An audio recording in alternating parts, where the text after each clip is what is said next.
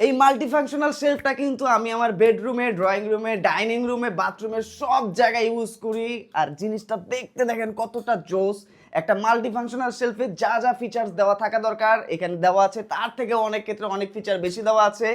Various combination and a stylish concept of life. জিনিসটা যখন আমি আমার বেডরুমে ইউজ করি দেখেন সব জায়গায় কত সুন্দরভাবে এই যে হ্যাঙ্গার দেওয়া আছে এখানে উপরের সাইডে, জামা কাপড়গুলো কিন্তু হ্যাং করে রেখে দেয়। এখানে কিন্তু আপনারা অনেকগুলো জামা কাপড় হ্যাং করে রাখতে পারবেন। এই হ্যাঙ্গারে যদি স্লট ফাঁকা না থাকে কোনো সমস্যা নেই, জাস্ট এইভাবেও কিন্তু আপনারা রেখে দিতে পারবেন।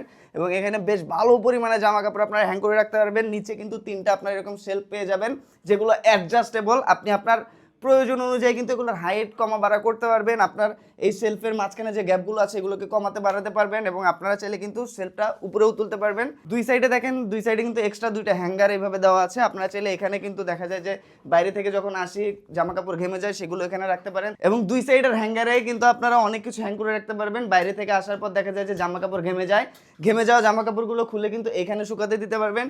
জিনিসটা অনেক শক্তপোক্ত এবং জিনিসটা অনেক কাজের একটা জিনিস।